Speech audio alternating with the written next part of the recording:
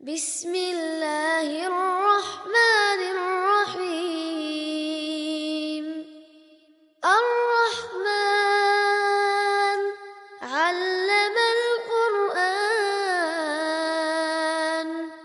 خلق الإنسان علمه البيان.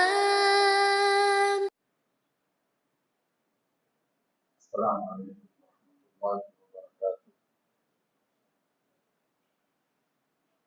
الحمد لله رب العالمين والعاقبة للمتقين والصلاة والسلام على من أرسله الله رحمة للعالمين هاديا وبشيرا ونذيرا وداعيا إلى الله بإذنه وسراجا منيرا. أما بعد.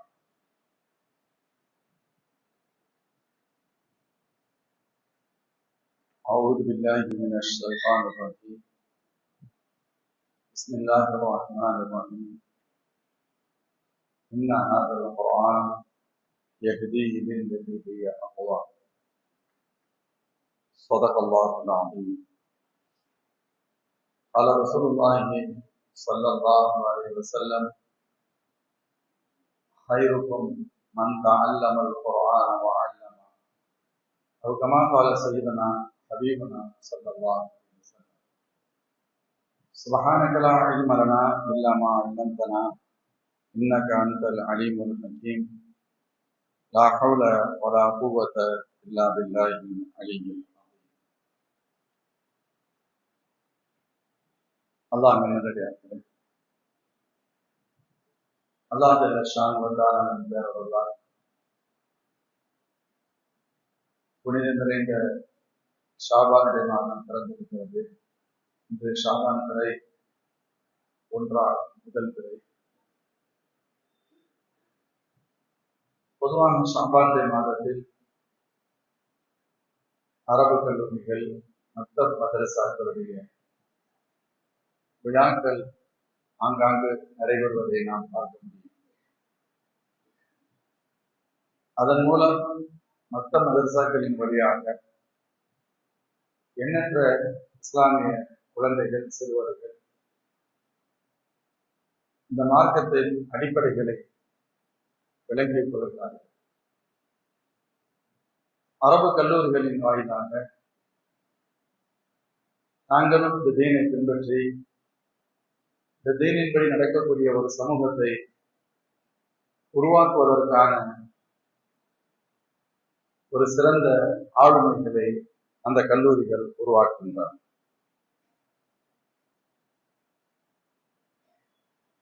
இந்த இரண்டின் வழியாகத்தான் நம்முடைய மார்க்கத்தின் அடிநிலையிலிருந்து உச்சம் வரை நிலைத்துக் கொண்டிருக்கிறது என்பதை நாம் புரிந்து கொள்ள முடியும். இத்தகைய மதரசாக்கள் இல்லையானால், மக்தப் மதரசாக்கள் நாம் சாதாரணமாக கருதுகின்ற குர்ஆனுடைய அந்த வகுப்புகளுக்கான மதரசாக்கள் இல்லையானால், அல்லாஹ் ரசூல் என்றால் யார் என்பதும் குறைந்தபட்ச கலிமாக்கள் கூட தெரியாதவும் குர்ஆனை அறவே வாசிக்க தெரியாத ஒரு சமூகம் உருவாகிறது. அல்லாஹ் பாதுகாக்கிறார். அதிலிருந்து அல்லாஹ் ஜல்ல ஷானுஹு வ தஆலா அந்த மதரசாக்களின் வழியாக இந்த தீனை, இந்த இஸ்லாமை, மூமின்களை அல்லாஹ் பாதுகாக்கிறான் என்பது பொருள். நாம் இது போன்ற ஆரம்ப மதரசாக்களையும் சரி, அல்லது தீனை விரிவாக கற்றுக் கொடுத்து அதனுடைய சட்டங்கள் அனைத்திற்குமான ஆதாரங்களோடு கற்றுக் கொடுக்கப்படுகின்ற அரபு கல்லூரிகளின் சேவைகளை நாம் உளப்பூர்வமாக புரிந்து கொள்வதையானால் அது எவ்வளவு பாக்கியம் பெற்றது என்பதை நாம் புரிய முடியும். மூமின்களே, அல்லாஹ் ஜல்ல ஷானுஹு வ தஆலா இந்த தீனை, குர்ஆன், அல்லாஹ்வின் திருத்தூதர் ஸல்லல்லாஹு அலைஹி வஸல்லம் பொன்மொழிகளான அஹாதீஸ் நபவியாவின் வழியாக அல்லாஹ் பாதுகாத்து தருகிறார். அந்த குர்ஆனை ஓதுவதற்கும் அது கூறுகின்ற அடிப்படை சட்டங்களை நாம் தெரிந்து கொள்வதற்கும் இது போன்ற மதரசாக்கள் முக்கிய பங்காற்றுகின்றன. குறிப்பாக இளம் தளிர்கள் குர்ஆன் ஷரீஃபை ஓதுவதற்கு மிகவும் துணை புரிகின்றன. குர்ஆனோடு இந்த உம்மத் எவ்வளவு தூரம் தொடர்பில் இருக்குமோ அந்த அளவிற்கு அல்லாஹ் இந்த உம்மத்திற்கு வெற்றியை தருவார். குர்ஆனோடு எவ்வளவு தொடர்பு துண்டிக்கின்றோமோ அந்த அளவிற்கு பாதிப்புகள் ஏற்படும் என்பதுதான் உண்மையாகும்.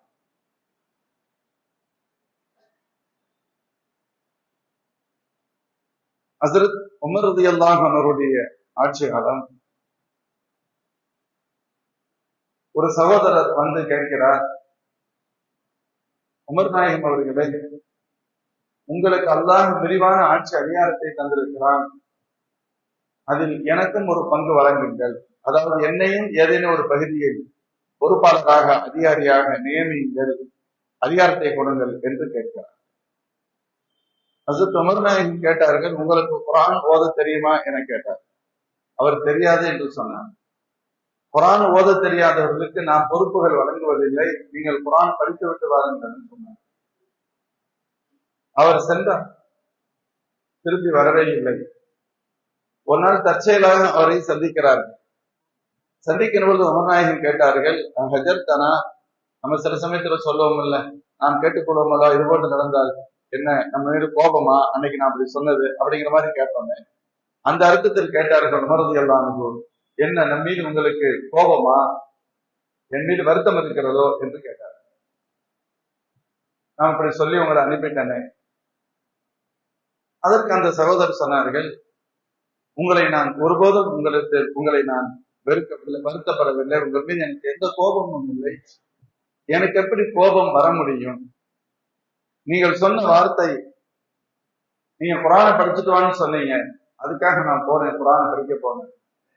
அந்த குர்ஆனுடைய அந்த ஞானம், அதிலிருந்து நான் படித்த கல்வி ஞானம் எனக்கு கிடைத்தது உமர் ரலியல்லாஹு அன்ஹு அவர்களுடைய வந்து ஆட்சி அதிகாரத்தை கேட்பதற்கோ ஏதேனும் கோரிக்கை வைத்து நான் பெற வேண்டும் என்ற நிலையிலிருந்து என்னை தவிர்க்க செய்து விட்டார். எனக்கு அத்தகைய சூழலை ஏற்படுத்தவில்லை. நான் முதல்ல ஒரு காலம் இருந்துச்சு, நான் அப்படி கேட்டேன். நான் குர்ஆனை படித்ததற்கு பின்பு எனக்கு அப்படி கேட்க வேண்டிய தேவை ஏற்படவில்லை அப்படின்னு சொன்னேன். ஹஜ்ரத் உமர் தான் கேட்டாங்க, குர்ஆனுடைய எந்த வசனம், எதில் என்ன நீங்கள் படித்தது உங்களுக்கு அத்தகைய சிந்தனையை தந்தது என்று கேட்க, அதற்கு அவர்கள் சொன்னார்கள், நான் குர்ஆனிலிருந்து ஒரு வசனத்தை கற்றேன், وَمَنْ يَتَّقِ اللَّهَ يَجْعَلْ لَهُ مَخْرَجًا وَيَرْزُقْهُ مِنْ حَيْثُ لَا يَحْتَسِبُ. யார் அல்லாஹ்வை முழுமையாக உண்மையாக பயந்து வாழ்கின்றார்களோ, தக்வாவோடும் இறையச்சத்தோடும் யார் வாழ்கிறார்களோ, யஜ்அல் லஹு மக்ரஜன், அவர்களது பிரச்சனை இருந்து அவர்கள் வெளியேறுவதற்குண்டான வழியை அல்லாஹ் ஏற்படுத்தி தருவார். மேலும் வயர்சுகுஹு மின் ஹைது லா யஹ்தஸிப், அவர்கள் நினைத்து பார்க்காத விதத்தில் அல்லாஹ் அவர்களுக்கு ரிஸ்க் வழங்குவான் என்ற வசனம் என்னை இங்கு வருவதிலிருந்து தடுத்து விட்டார். ஒரு நேரம் எனக்கு அப்படி ஒரு தேவை இருந்தது, என்னுடைய உலகத்தின் தேவைகளை பூர்த்தி செய்வதற்கு ஒரு பொறுப்பு தேவைப்பட்டது, ஒரு பணி தேவைப்பட்டது. நான் அதற்காக உங்களிடத்தில் வந்தேன். ஆனால் இந்த வசனத்தை ஆழமாக படித்ததற்கு பின்பு நான் எங்கும் செல்லக்கூடாது, என்னுடைய பிரச்சனை என்று வெளியிற்குண்டான வழியை ரப்பு ஏற்படுத்தி தருவான், அவன் நாடி விட்டால் நான் நினைத்து பார்க்காத விதத்தில் அவனுக்கு ரிஸ்க் கிடைக்கும் என்று என் ரப்பு சொன்னது ஆழமாக என் உள்ளத்தில் பதிந்து விட்டது. எனவே அல்லாஹ்வின் கிருபையினால் எனக்கு தற்பொழுது அப்படி எந்த தேவைகளும் இல்லை என அவர்கள் குறிப்பிட்டார்கள். ஹஜ்ரத் உமர் ரலியல்லாஹு அன்ஹு அவர்கள் இந்த நிகழ்வை பார்த்து ஆச்சரிய கண் கொண்டு பார்த்தார்கள் என்று சொல்லப்படும். முஃமின்களே, குர்ஆன் அதனால்தான் சொல்றாங்க, குர்ஆன் அந்த வசனங்களை வெளிப்படையாக ஓத தெரிவது, அதனுடைய கருத்துக்களை புரிவது, அதன்படி அமல் செய்வது, அதை முழு உலகத்திற்கு எடுத்துச் செல்வது, இது குர்ஆனுக்கு வழங்கப்படுகின்ற 4 கடமைகளாக சொல்லப்படும். குர்ஆன் ஷரீஃபை ஓதணும், குர்ஆனை புரியணும், குர்ஆனுடைய அமல் செய்யணும், இந்த குர்ஆனை மற்ற இடத்திற்கு எடுத்துச் செல்ல வேண்டும். குர்ஆனை ஓதுவதிலேயே பிரச்சனை இருக்கிறது. ஓத தெரிந்தவர்களின் எண்ணிக்கை குறைவு, முழுமையாக முறையாக சரியாக திருத்தமாக ஓத தெரிந்தவர் எண்ணிக்கை அதை விட குறைவு. அவர் தெரிந்தவர்களோ அதை ஓதுவது அதை விட குறைவு. எல்லாமே குறைஞ்சிட்டு வருது. ஓத தெரிந்த அளவு குறைவு, தெளிவாக தெரிந்தவர்கள் எண்ணிக்கை குறைவு. தெரிந்தவர்கள் அந்த குர்ஆனோடு தொடர்ந்து ஓதுகின்ற அந்த பழக்கம், ஓத தெரியும் ஆனா ஓதுறது இல்லையே, அப்படி சில பேர் ஓது இப்படி குறைஞ்சுக்கிட்டே இருக்கு. அல்லாஹ் பாதுகாக்கணும். இதற்கு எப்பொழுது இவர்கள் குர்ஆனை கற்றுக்கொள்ள போகின்றோம், குர்ஆனை விளக்கத்தை எப்பொழுது தெரிய போகின்றோம்? ஒரு காலம் இருந்தது, அந்த விளக்க தெரிவதில் கூட பிரச்சனைகள் இருந்தார். அல்லாஹ்வின் கிருபையை நான் இப்பொழுதெல்லாம் பல்வேறு பகுதிகளில் குர்ஆன் ஷரீஃபுடைய விரிவுரைகள் நடைபெறுகின்றன, குர்ஆனுடைய தஃசீருடைய வகுப்புகள் நடைபெறுகின்றன. குர்ஆனுடைய விரிவுரைகள், குர்ஆனுடைய வசனங்கள், அதனுடைய கருத்துக்கள், அதனுடைய விளக்கங்கள் எந்த வார்த்தையிலும் கிடைக்காத ஈர்ப்பை, தெளிவை, இறையச்சத்தை நம்முடைய கல்புகளில் அது ஏற்படுத்தக்கூடியது. காரணம் அது கலாமுல்லாஹ், அல்லாஹ்வுடைய வசனம், அல்லாஹ்வுடைய வசனம். அந்த வசனம், அதற்கு கூறப்படுகின்ற அழுத்தம், விளக்கம், அது கண்டிப்பாக நமது உள்ளத்தை பக்குவப்படுத்தும், நம் உள்ளத்தை பரிசுத்தப்படுத்தும், நம் உள்ளத்தை மேம்படுத்தும், நம்முடைய இன்மை மறுமை ஈரோலகத்திற்கும் வெற்றியை தரும். ஆனால் அதை எந்த அளவிற்கு நம்மால் கேட்க முடிகிறது, கேட்டவைகளை எந்த அளவிற்கு உள்வாங்கி அமல் செய்ய முடிகிறது, நமக்கு தெரிந்தவற்றை எந்த அளவிற்கு நான் வெளியே எடுத்து செல்கிறேன். தலபுல் இல்மி ஃபரீதத்துன் அலா குல்லி முஸ்லிமின் வ முஸ்லிமா, நீங்கள் கல்வி ஞானத்தை பெறுவது ஒவ்வொரு முஸ்லிம் மீது கடமை என்று குறிப்பிடுகின்ற பெருமானார் ஸல்லல்லாஹு பொன்வழி. அது பொதுவான அறிவு ஞானத்தை பற்றி சொல்வதாக இருந்தாலும் கூட ஹதீஸ் ஷரீஃபின் விரிவுரையாளர்கள் சொல்கின்ற பொழுது இஸ்லாமிகி என்ற கருத்தை பதிவு செய்வார்கள்.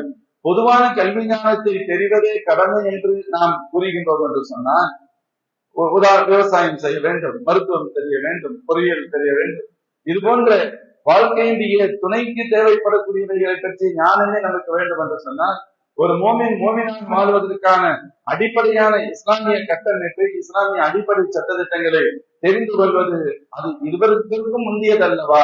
எனவே இந்த பெருமானார் ஸல்லல்லாஹு அலைஹி வஸல்லம் பொன்மொழி முதலாவதாக சொல்வது இஸ்லாமிய அடிப்படை சட்டங்களை, வாழ்வியலுக்கு தேவையான அடிப்படையான விஷயங்களை தெரிந்து கொள்வது ஒவ்வொரு முஸ்லிம் மீது கடமை என்ற கருத்தை சொல்கிறது என்று குறிப்பிடுவார்கள் மோமின்கள். அல்லாஹ் ஒரு நேரத்தில் நம்முடைய சென்னை, இன்னைக்கு நம்ம சென்னைன்னு சொல்லி பழக்கப்படுத்திட்டோம். ஆனா கொஞ்சம் பெரியவங்களுக்கு நல்லா தெரியும், இதற்கு பெயர் மெட்ராஸ் அப்படின்னு சொல்லுவாங்க. இன்னைக்கும் சென்னை பல்கலைக்கழகம் என்று தமிழில் எழுதப்பட்டாலும் மெட்ராஸ் யூனிவர்சிட்டி ஆஃப் மெட்ராஸ் என்ற வார்த்தை தான் ஆங்கிலத்தில் எழுதப்படும். யூனிவர்சிட்டி ஆஃப் சென்னையில் எழுதுறது இல்லை, யூனிவர்சிட்டி ஆஃப் மெட்ராஸ் அப்படிங்கிற வார்த்தை தான் இப்பொழுதும் பதிவிடுது. ஆனா தமிழ் எழுதுகின்ற பொழுது சென்னை பல்கலைக்கழகம் எழுதுவாங்க. மெட்ராஸ்ங்கிற வார்த்தையை சென்னை அப்படின்னு மாற்றப்பட்டு இருக்கிறது. மெட்ராஸ் அப்படிங்கிறது பொதுவாக முகமது ஸல்லல்லாஹு அலைஹி பேர் நம்ம வச்சாலும் டி போட்டு எழுதி இட்டுடைய உச்சரிப்பு முகம்மது, அது மாதிரி நம்ம சொல்லி பழகினால மெட்ராஸ் அப்படின்னு வச்சு, அது மெட்ராஸ் அல்ல, மதராஸ். மதராஸ் அது இங்கிலீஷ்ல எழுதுனா மெட்ராஸ் படிக்கப்படுகிறது, அவ்வளவுதான். மதராஸ் என்பது மதரசா அப்படின்னு சொன்னா நம்முடைய இஸ்லாமிய ஆரம்ப கல்விகளை பற்றி தருகின்ற ஸ்கூல். பொதுவா மதரசான்னு சொன்னாலே ஸ்கூல் அர்த்தம். இன்னைக்கு மதரசா ஆசம், இன்னைக்கு மதரசா ஆசம் பேரு, அது ஹையர் செகண்டரி ஸ்கூல், மதரசா ஆசம்னு சொல்லுவாங்க. மதரசா அப்படின்னு சொன்னா குர்ஆன் ஷரீஃப் உள்ளிட்ட அடிப்படையான விஷயங்களை கற்றுத்தருகின்ற அந்த கலைக்கூடத்திற்கு மதரசா. அதனுடைய புளூரல் ஃபார்ம் மதாரிஸ். அந்த மதாரிஸ் என்பதுதான் வழக்கில் மதராஸ் என்று மருவியது.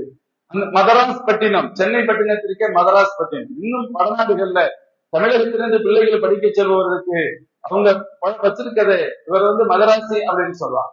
மதராசின்னு சொன்னா தமிழ்நாட்டுக்காரர் அப்படின்னு அர்த்தம். அந்த மதராஸ் அப்படிங்கிறது மதரசாக்களை தன்னகத்தில் வைத்திருந்த ஒரு பிரம்மாண்டமிக்க பட்டினம் என்பதுதான் இந்த சென்னைக்கே பெயர். நிறைய மதரசாக்கள் மாஷா அல்லாஹ், குர்ஆன் ஷரீஃபின் அடிப்படை ஞானங்களை போதிக்கக்கூடிய கல்வி நிலையங்கள் நிறைய இருந்ததால் இந்த ஊருக்கே ஒரு காலத்தில் மதரசா பட்டினம் என்று, மதாரிஸ் பட்டினம் என்பது அது மதரசா பட்டினமாக ஒரு காலத்தில் மெட்ராஸ் என்ற மருவி அது காலப்போக்கில் பின்னால் பெயரையை சென்னை என்று மாற்றுகின்ற ஒரு சூழல் ஏற்பட்டிருக்கிறது. இது நம்முடைய வேர்கள் எங்கு இருந்தது என்பதை புரிவதற்காக நான் தகவலை சொல்கின்றேன். அதே போன்று நம்ம பார்க்கிறோம், அதிகாரத்தை கேட்டு வந்தவருக்கு மாஷா அல்லாஹ் குர்ஆனை அவர் படித்தது அதை விட உயர்ந்த செல்வம் கிடைத்ததாக சொல்லப்படுகிறது. அதனாலதான் சொல்லுவான், குர்ஆனுடைய ஞானம் ஒருவரிடத்தில் இருக்குமே ஞானம். பெரிய பெரிய செல்வந்தர்கள், மிகச்சிறந்த பெரிய பெரிய அதிகாரிகளை விட அவர்கள் சிறந்த நிலைக்கு கண்டிப்பாக வந்து விடுவார். பாகிஸ்தான்ல ஒரு தகவல் நம்ம கேள்விப்பட்டிருப்போம். ஜியாவுல் ஹக் அப்படின்னு சொல்லி முன்னாள் ஜனாதிபதி இருந்தாங்க. இஸ்லாத்தின் மீது ஒரு பெரிய பற்றாளர் என்று சொல்லப்படும். அவங்க ஒரு முக்கியமான உலமாக்களோடு நெருக்கமான தொடர்புடையவர். ஒரு நேரத்துல அந்த மூத்த ஆலிம் ஒருவரை சந்திப்பதற்காக ஜனாதிபதி ஜியாவுல் ஹக் அவர்கள் அந்த அறிஞர் பெருமானாரின் இல்லத்திற்கு வருகிறார். வந்தால் அங்கு காவலாளி இல்ல இப்ப பார்க்க முடியாது அப்படின்னு சொல்றார். அவருக்கு வந்திருக்கிறது ஜியாவுல் ஹக்னு தெரியாது, ஜியாவுல் ஹக் வந்திருக்காங்கன்னு தெரியாது. அவரை பொறுத்தவரை தன்னுடைய முதலாளியை தன்னுடைய தங்கள் வீட்டிற்கு உரியவரை பார்க்க வந்திருக்கிறார்கள். இப்ப பார்க்க முடியாதுன்னு சொன்னாங்க. ஏன் பார்க்க முடியாது? இது முற்பகல் நேரம், கொஞ்ச நேரம் அவங்க ஓய்வு எடுப்பாங்க, அதுக்கு பின்னாடி பார்க்கலாம், வேண்டுமான இங்க உட்காருங்க உள்ள உட்கார சொல்றாரு. அவரும் சரி நான் அது வரைக்கும் உட்கார்ந்து இருக்கேன்னு சொல்றாரு. அந்த குறிப்பிட்ட நேரத்திற்கு பின்பு அவங்களுக்கு ஷெட்யூல்டு இருக்குல்ல, ஒரு குறிப்பிட்ட இந்த நேரத்துக்கு அவங்க ரெடி ஆயிடுவாங்கன்னு தெரியும். உடனே அவர் அதுக்கு அடுத்து அவங்களுக்கு போய் தகவல் சொல்றாரு, இப்படி உங்களை ஒருத்த பார்க்க வந்திருக்காங்க, அவருடைய பேர் என்ன கேட்டேன். ஆமா ஜியாவுல் ஹக்னு சொன்னாங்க. பெருசா அவர் பீட்டி கொள்ளல, ஜியாவுல் ஹக்னு சொன்னாங்கன்னா அவங்களுக்கு கஷ்டமாயிருக்கு. என்னப்பா சொல்ற அப்படின்னு சொல்ற. இல்ல இந்த பேர் தான் சொன்னாங்க அப்படின்னு வேகமா வர்றாங்க. பார்த்தா ஜனாதிபதி ஜியாவுல் ஹக் உட்கார்ந்துருக்கான். அப்புறம் அழைச்சிட்டு போயிட்டு அவருக்கு தெரியல, உங்களை யாருன்னு தெரியல, அவர் சொல்லியிருக்கணும் அப்படின்னு யதார்த்தத்தை சொல்றாங்க. நீ சொல்லியிருக்கலாமே, தெரியல, வருத்தப்பட்டார். ஜியாவுல் ஹக் கொஞ்சம் முறைஞ்சு பண்ணார். துளியளவும் அவருக்கு வருத்தம் இல்லை. நான் தான் தப்பான நேரத்துல வந்திருக்கேன், நீங்க மாசுன்னு சொன்ன. நான் தான் தப்பான நேரம், எனக்கு டைம் தெரியல, நான் எந்த டயத்துல வரணும் அப்படின்னு எனக்கு தெரியல. அப்போ அல்லாஹ் ஜல்ல ஷானு வ தஆலா உயர்ந்தவர்களின் உயர்வுக்கு பின்னால் எதை வைத்திருக்கிறார்?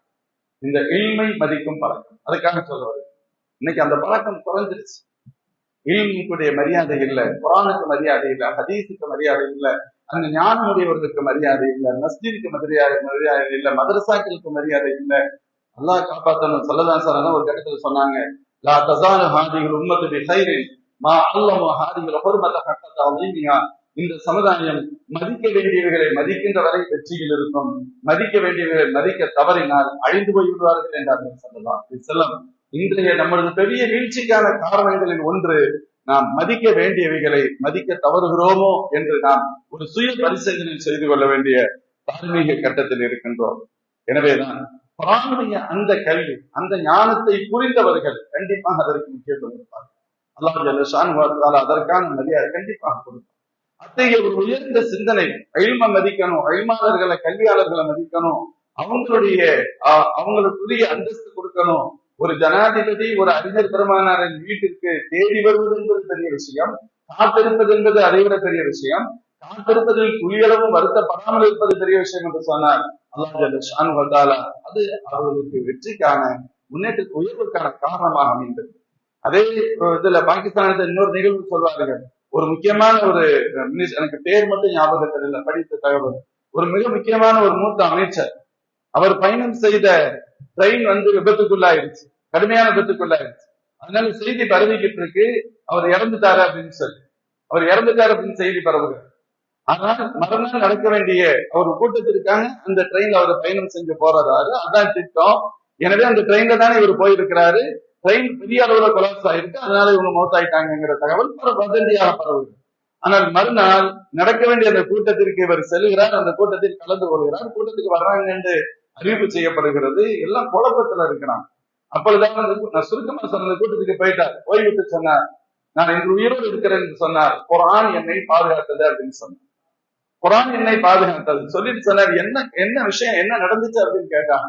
நான் குர்ஆன் இல்லாமல் பயணம் செய்ய மாட்டேன், குர்ஆன் இல்லாமல் நான் பயணம் செய்ய மாட்டேன், இது என்னுடைய வழக்கம்.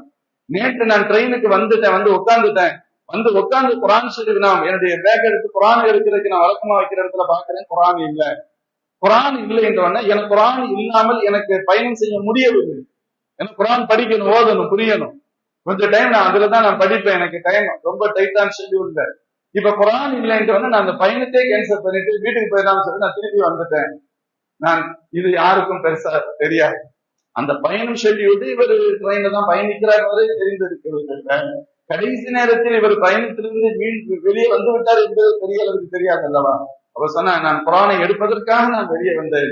அல்லாஹ் ஜல்ல ஷானஹு வ தஆலா அதை காரணமாக வைத்து அல்லாஹ் என்னை பாதுகாத்தான் என்று சொன்ன வார்த்தைகள் பொதுவாக குர்ஆன் ஷரீஃப் அதை ஓதுறவங்களை, அதை புரியுறவங்களை, அதை நேசிக்கிறவங்களை கண்டிப்பாக அது ஈருலகத்திலும் பாதுகாக்கும். இந்த உலகத்துல மட்டுமல்ல, ஸல்லல்லாஹு சொல்றாங்க, நீங்கள் ஓதும் குர்ஆன் அஸ்ஸியாம் வல் குர்ஆன் யஷ்ஃபஆன், குர்ஆனும் நோன்புனாலே அல்லாஹ்விடத்தில் மன்றாடுன்னு சொன்னாங்க ஸல்லல்லாஹு. குர்ஆன் மன்றாடும், அல்லாஹ்விடத்துல வந்து சொல்லும், யா அல்லாஹ் இவனை மன்னிச்சா நான் விடமாட்டேன், இவனை விட்டு தான் போக முடியாது, இல்ல இவன்கிட்ட நிறைய பிரச்சனைகள் இருக்கு, இவரை எப்படி டைரக்ட் சொர்க்கத்துக்கு போக முடியும், குர்ஆன் சொல்ல அது எனக்கு தெரியாது, அது எனக்கு இவனை ஓதிக்கிட்டே இருந்தார். அதனால நீ அருளாளன், நீ ரப்பா, உனக்கு என்ன பிரச்சனை இருக்கு, அது எனக்கு தெரியாது, இவரை விட்டுட்டு நான் போக முடியாது. ஸல்லல்லாஹு சொல்றாங்க, அல் ஸியாம் வல் குர்ஆன் யஸ்ஃபஆன், நோன்பும் குர்ஆனும் அல்லாஹ்விடத்தில் பரிந்துரைக்கும், மன்றாடும். மன்றாடும் மட்டும் சொல்லல, அதனுடைய பரிந்துரை ஏற்றுக்கொள்ளப்படும், அதனுடைய மன்றாட்டத்தை அல்லாஹ் ஒப்புக்கொள்வான். அல்லாஹ் அதுக்காக மன்னிச்சு அல்லாஹ் சொர்க்கத்துக்கு அனுப்பிடுவான் என்ற வார்த்தைகள் எல்லாம் சாதாரணமானதல்ல என்பதை நாம் புரிய வேண்டும். மேலும் குர்ஆன் ஷரீஃபுடைய அந்தஸ்தை, குர்ஆனுடைய இந்த ஞானத்தின், குர்ஆன் இந்த கல்வியின் மதிப்பை நாம் உண்மையிலேயே உணர வேண்டும். எத்தனையோ உதாரணங்களை சொல்ல முடியும். நம்ம யூடியூப்ல ஒரு முக்கியமான ஒரு சிறிய ஒரு வரலாற்று தகவல் ஒன்றை நாம் பார்க்க முடியும். அமெரிக்காவில் நடந்த ஒரு நிகழ்ச்சி இப்பொழுதும் இருக்கிறது, பார்க்கலாம். என்ன அப்படின்னு கேட்டா, அட்ரின் என்ற ஒரு பெயருடைய ஒரு சகோதரர், ஒரு கிறிஸ்தவ சகோதரர், அதனால் அப்படின்னு சொல்லி தன்னுடைய பெயரை மாற்றி தீன் இஸ்லாத்தை இணைத்துக் கொண்டார். ஒரு வரலாற்று செய்தியை பார்க்கிறார். அவர் பொதுவா சர்ச்சுகள்ல இருந்த பையன், இளமை காலத்துல சர்ச்சுகள்ல தான் இருந்தார். சார் ஒரு நேரத்துல ஒரு சில பேருக்கு ஒரு சில தேடல் இருக்கும், ஒரு நிறைவு பெறாத சில எண்ணங்கள் இருக்கும், ஒரு இலக்கை நோக்கி பயணம் செய்ய முடியவில்லையோ, ஒரு திருப்தி இல்லாத ஒரு நிலை இப்படி போய்கிட்டு இருக்கு. இதுக்கிடையில அவருக்கு வந்து அமெரிக்காவுடைய மிக முக்கியமான உளவுத்துறையான FBI அப்படின்னு சொல்லுவாங்க, இதுல ஒரு கண்டிப்பா ஒரு போஸ்டுக்கு போகணும் அப்படின்னு அவருடைய மனசுல ஒரு சின்ன வாலிபர்களுடைய எண்ணம். நான் அமெரிக்காவில அந்த உளவுத்துறையில அந்த டிபார்ட்மெண்ட்ல நான் ஒரு ஆபீசர் ஆகுங்கிற எண்ணம் அவருக்கு. அந்த சிந்தனை அங்க பணி செய்யக்கூடிய தன் உறவினர், தனக்கு நெருக்கமான ஒருத்தர் பேசுறார், நான் பணி சேரணும், எனக்கு அதுக்கு ஏதாவது வழி சொல்லுங்க அப்படின்னு. அப்ப அவரு சொன்னாரு, தம்பி இதுக்கு நிறைய பேரு போட்டி இருக்குப்பா, ஏகப்பட்ட பேருக்கு இவ்வளவு இருக்காங்க, அது கிடைக்கிறது கஷ்டம். ஆனா நீ ஒரு வேலை செய்ய, அரபு பாரசி மொழி தெரிந்தவர்களுக்கு முக்கியத்துவம் கொடுக்கப்படுகிறது, அந்த தேவை இருக்கு.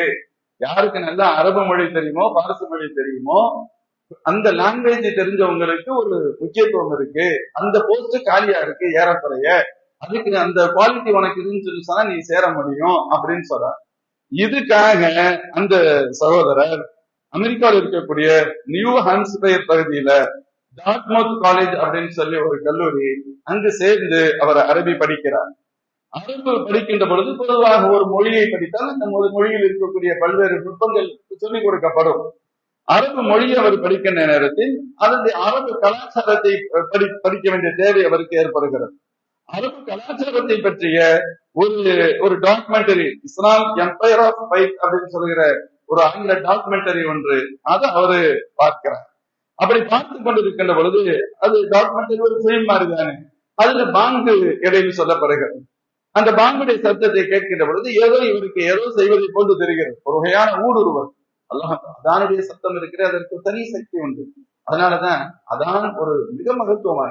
இன்னைக்கு அதான் சொல்றதுல பிரச்சனை இருக்கு, அதான் சொல்றதை கேட்க முடியாத அளவுக்கு சில பிரச்சனைகள் இருக்கு. அப்படி அது மாறணும். அதான் மாஷா அல்லாஹ் கேட்டா உள்ளத்துடைய ஈடுபாடு அப்படியே உள்ள நொறுங்க வேண்டும். இன்று வரைக்கும் மாஷா அல்லாஹ் ஹரம்ல பாருங்க, அந்த பாங்குடைய சத்தம் கேட்கறதுக்கு நல்லாவே இருக்கு. இதுல கத்தாரில் ஃபுட்பால் மேட்ச் நடக்கின்ற பொழுது சொன்னாங்க, சுத்தி ஒரு குறிப்பிட்ட சரௌண்டிங், ஒரு 20-25 கிலோமீட்டர் சரௌண்டிங் இருக்கக்கூடிய எல்லா மஸ்ஜிதுகள்லையும் டெம்பரவரியா மஸ்ஜின்களை, பிலால்களை நல்லா வாங்கு சொல்றவங்க அழகிய முறையில தெளிவாக மிக திருத்தமாக சொல்லுகிற நபர்களை புதிதாக தேர்ந்தெடுத்து பணியமர்த்தி அந்த குறிப்பிட்ட காலம் 2-3 மாசத்துக்கு பணியமர்த்தினான்னு சொல்லட்டும். வாங்குடைய சத்தம் இன்னைக்கு வாங்குடைய அந்தஸ்து தெரியலைங்கிறது ஒரு பெரிய பெரிய ப்ராப்ளம். நம் சமூகத்திற்கு ஒரு பின்னடை. பாங்கு சொல்லலாம் சொல்றாங்க, பாங்கு சொல்லப்பட்டு இந்த பாங்குக்கு நீங்க பதில் சொல்லி கடைசியில எனக்காக நீங்க துவா செய்வீங்கன்னு சொன்னா, அல்லாஹ் ரப்பஹா தாமா வஸலாத்தில் காயிமா என்று தொடர்கின்ற அந்த துவாவை நீங்க செஞ்சீங்கன்னு சொன்னா, அல்லத்துல ஒரு ஷஃபாஅத்தி, என்னுடைய பரிந்துரை உங்களுக்கு கண்டிப்பாக உண்டு அப்படின்னு சொன்ன, என் பரிந்துரை உண்டு. அந்த வார்த்தைக்காக பாங்கு சொல்றதை நம்ம ஏங்கணும். பாங்கு சொல்ற சத்தத்தை கேட்கறதுக்கு நம்ம ஏங்கி வரணும். ஒருவேளை வீடு தூரமா இருக்குன்னா 4:30க்கு பாங்குன்னு சொன்னா 4:20க்கு பள்ளிக்கு வரணும். 5 மணிக்கு பாங்குன்னா 4:50க்கு வரணும். நான் பாங்கு சத்தத்தை கேட்கணும் அப்படிங்கிறதுக்காகவே வர வேண்டியது தார்மீக கடமை. அல்லாஹ் அவ்வளவு உயர்வு அதுல வச்சிருக்கிறான். ஆனால் பாங்கு சொல்லப்பட்டு இகாமத்து சொல்லப்படுகின்ற வரை தொழுகையாளிகளுக்கு கூட கவலையே இல்லை என்பதுதான் ஒரு வருத்தத்திற்கு விஷயம். அதாவது தொழுகாமையே இருக்கிறது ஒரு குரூப் இருக்கு. தொழுகிறவங்க கூட பாங்க பத்தியோ அதுக்கு முன்னாடியே வரணும், காமத்துக்கு மேல சொன்ன தொழுகணும் போன்ற சிந்தனைகள் நம்மிடம் குறைவாக இருக்கிறது. இந்த அடிப்படையான இஸ்லாமிய உணர்வுகள் மூலிகளே அது வரணும். ஏன்னு சொன்ன அந்த பாங்கு பல பேரை தீனி இஸ்லாத்திற்கு கொண்டு வந்திருக்கிறது. நம்முடைய தொழுகை பலரை தீனி இஸ்லாத்திற்கு கொண்டு வந்திருக்கிறது. இஸ்லாம் அவர்களுக்கு கிடைப்பதற்கு இவைகள் காரணமாக இல்லாமல் இருந்திருக்கின்றன. தகவலுக்கு வர அந்த பையன் அவர் அதனால அரபி மொழியை படிக்கிறாரு. அந்த டாக்குமெண்ட்ரி பார்க்கிற நேரத்துல ஒரு பாங்கு சொல்லப்படுகின்ற சத்தம் அதில் அவருக்கு ஒரு வகையான ஈர்ப்பு ஏற்படுகிறது. அதற்கடுத்து அந்த காலேஜில் இருக்கக்கூடிய முஸ்லிம் ஸ்டூடெண்ட்ஸ் உடைய ஒரு அசோசியேஷன் அதனுடைய அந்த அலுவலகத்துக்கு போறாரு. அங்கு இஸ்லாம் சம்பந்தப்பட்ட சில நூல்களை எடுத்து அவர் படிக்கிறார். இப்படி படிக்கின்ற பொழுது அவருடைய உள்ளத்தில் ஒரு உண்மையான தேடல் ஏற்படுகிறது. அவருக்கு ஒரு நீண்ட தேடல் இருந்தது. அந்த தேடலுக்கான விடை இஸ்லாத்தின் வழியாக அவருக்கு கிடைக்கிறது. இதுதான் சரியான மார்க்கம் என்பதை புரிந்து கொள்கிறார். தீனுல் இஸ்லாத்தை ஒரு கட்டத்தில் ஏற்றுக்கொள்கிறார். தீனுல் இஸ்லாத்தை ஏற்றுக்கொள்கிறார். எந்த அளவுக்குன்னு சொன்னா அதற்கு அடுத்து மாஷா அல்லாஹ் இஸ்லாத்தை ஏற்றுக்கிட்டாரு. ஆனா தொடர்ந்து அவருடைய சிந்தனை FBI அதிகாரியாக ஆகணும் அப்படிங்கிற சிந்தனை. இப்ப அந்த நண்பர் சொன்னாரு, தம்பி முதல்ல சப்ஜெக்ட் பிரச்சனை, இப்ப நீ முஸ்லிமா இருக்கிற அதுவே பிரச்சனையா இருக்குங்க அப்படின்னு சொன்ன. அதுவே நீ சேர்றதுல அவ்வளவு ரொம்ப ஈஸின்னு சொல்ல முடியாது. அதே போல அவர் பல்வேறு பிரச்சனைகளை சந்திக்கிறார். அந்த அதிகாரியாகவும் ஆகிவிட்டார். அந்த பையன் அந்த இலக்கை அடைந்து விட்டார். ஆனா அதற்கு பின்னாலும் குர்ஆனோடு அவருக்கு இருந்த நெருக்கமான தொடர்பு, அந்த தேடல், அந்த அவர் நீண்ட நெடுங்காலம் அதனுடைய இலக்கான வைத்து தேடிய அந்த பணியை விட இதன் மீது ஈர்ப்பு அதிகமாக குர்ஆனை படிக்கிறது, குர்ஆனை விளங்குறது, குர்ஆன் விஷயங்களை தெரிஞ்சுக்கிறதுக்கு ஆர்வம் எந்த அளவுக்கு என்று சொன்னால் ஒரு கட்டத்தில் அவர் தன்னுடைய அந்த மிக கடுமையான உழைத்து முயற்சி செய்து பெற்ற அந்த பதவியை ரிசைன் பண்ணி விடுகிறார். இந்த ஞானத்தை முழுமையாக பெற்று மற்றவங்களுக்கும் குர்ஆனை படிச்சு கொடுக்கணும், மற்றவங்களுக்கும் குர்ஆனுடைய விளக்கங்களை சொல்லிக் கொடுக்கணும், நாம் தொழுகை நடத்தி மற்றவங்க நமக்கு பின்னால் நின்று தொழுக வேண்டும் என்று ஒரு இமாமாக மதரசாவின் ஆசிரியராக தன்னை கட்டமைத்துக் கொள்கிறார் என்று நான் சொல்றது எங்கோ இல்லை, நீங்க எப்பவும் யூடியூப்ல பார்க்க முடியும். அல்லாஹ் ஜல்ல ஷானுஹு வ தஆலா குர்ஆன் ஷரீஃபிற்கென்று அத்தகைய ஒரு அந்தஸ்தை தருகிறார். அந்த வாலிபர் அதற்கடுத்து அதை தொடர்ந்து சொல்லுகின்ற பொழுது குறிப்பிடுகிறார், என்னுடைய பாட்டி ஒரு தடவை எங்க ஃபேமிலிக்கு விருந்து கொடுத்தாங்க, எல்லாரும் சாப்பிட்டாங்க, வச்சாங்க, ஜாலியா இருக்கிறாங்க. நான் ஒரு நேரத்தில் அப்படியே மெதுவா தொழுகை டைம் வந்துருச்சு, நான் மெதுவா தெரியாம எந்திரிச்சு நான் மாடிக்கு போயிட்டு நான் தொழுதுட்டு வந்தேன். அதற்கடுத்து எல்லோரும் எங்களுடைய இல்லங்களுக்கு நாங்கள் திரும்பி விட்டோம். அதற்கடுத்து என் பாட்டியை ஒரு நாள் சந்திக்கிறேன். அப்ப என் பாட்டி சொன்னாங்க, மகனே நீ அன்னைக்கு ஏதோ மாடியில போய் ஒண்ணு பண்ணிக்கிட்டு இருந்தில, அந்த அம்மா அந்த லேடி வாட்ச் பண்ணி இருக்கிறாங்க, அதை நான் செய்யணும், நீ நமாஸ் படிச்சதை நானும் நமாஸ் படிக்கிறேன் அப்படின்னு சொல்லுகிறார். அல்லாஹ் என் பாட்டிக்கும் ஹிதாயத்தை கொடுத்தான், அவர்களும் தீனுல் இஸ்லாத்தை ஏற்றுக்கொண்டார்கள் என்று குறிப்பிடுகிறார். மோமின்களே, எதுக்கு நான் இதை சொல்றேன்? அல்லாஹ் ஜல்ல ஷானுஹு வ தஆலா இந்த குர்ஆன் தீனுடைய ஞானம் அதனுடைய வேர் மிக ஸ்ட்ராங்கா இருக்கறனால தான் இன்னைக்கு நம்ம அழிக்க முடியாம திணறாங்க. இல்லைன்னா இன்னைக்கு இருக்கக்கூடிய பிரச்சனைகளை தூக்கி வீசிட்டு போயிடலாம். எவ்வளவு பிரச்சனைகள் கொடுக்கப்படுது, எவ்வளவு பிரச்சனைகள் கொடுக்குறாங்க, அவங்களுடைய சக்திக்கு மீறி கொடுக்குறாங்க. நாசமா போறதுக்கு எவ்வளவு வேலைன்னா அவ்வளவு செய்யறாங்க, அது வேறு விஷயம். சக்திக்கு இதையே வேலையாக 24/7 சொல்லுவாங்க, அது மாதிரி முழு நேர வேலை. முஸ்லிம்களை கஷ்டப்படுத்தணும், காயப்படுத்தணும், அழிக்கணும், இஸ்லாத்தை அழிக்கிறதுக்கு என்னன்னு பண்ணணும் அவ்வளவு பண்றாங்க.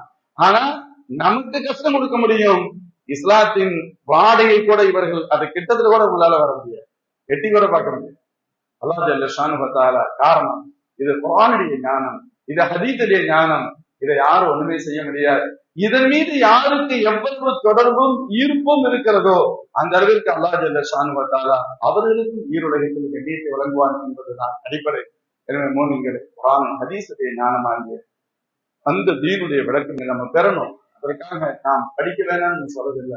சிறந்த மருத்துவர்களாக நாம் இருக்கலாம், சிறந்த பொறியாளராக இருக்கலாம், சிறந்த அட்வொகேட்ஸ்களாக இருக்கலாம், சிறந்த தொழிலதிபர்களாக இருக்கலாம், யாராக வேண்டுமானாலும் இருக்கலாம். ஆனால் ஒரு சிறந்த முஸ்லிமாக இருந்தாக வேண்டும், சிறந்த முஸ்லிமாக இருந்தாகும். முஸ்லிமா இல்லாம நீ மருத்துவர், நீ 1000 மருத்துவருக்கு நீ சமமாக இருந்தாலும் யூஸ்லெஸ். 5 பைசாவுக்கு பிரயோஜனம் கிடையாது. ஈமான் இல்லாமல் நீங்கள் எவ்வளவு பெரிய பதவியில் இருந்தாலும் சரி, அது எத்தகைய பலனையும் தரப்போவதில்லை. ஆனா ஈமானோடு சேர்ந்து இருக்குமானால் அல்ஹம்துலில்லாஹ். அதுக்குதான் சொல்றோம், நாம் இந்த உலகத்தில் எத்தனை துறைகள் இருக்கிறதோ அத்தனை துறைகளின் ஞானத்தை பெறுவதில் நாம் தவறு என்று சொல்லவில்லை, பெற வேண்டும். நாம் அதில் முன்னோடியாக மேல்நிலைக்கு வர வேண்டும் என்பதில் மாறுபட்ட கருத்தை இல்லை. ஆனால் தீனுடைய அடிப்படையான ஞானங்களை நாம் பெற்று அதன் வழியாக நம்முடைய தீனை நாம் பாதுகாக்க, நம்முடைய தீனை இஸ்லாத்தை ரொம்ப பாதுகாப்பான், என்னுடைய ஈமானை நான் பாதுகாக்க வேண்டும், என்னுடைய ஈமானுக்கு நான் மெருகூட்ட வேண்டும், நான் ஒரு சிறந்த முஸ்லிமாக வாழ வேண்டும் என்று நாம் ஒவ்வொருவரும் முழுமையாக முயற்சிக்க வேண்டும். எல்லாம் அல்லாஹ் அத்தகைய தௌஃபீகை நமக்கும் அனைத்து மூமின்களுக்கும் வழங்குவாராக. அஸ்ஸலாமு அலைக்கும் வரஹ்மத்துல்லாஹி வபரகாத்துஹு. صدق الله العظيم.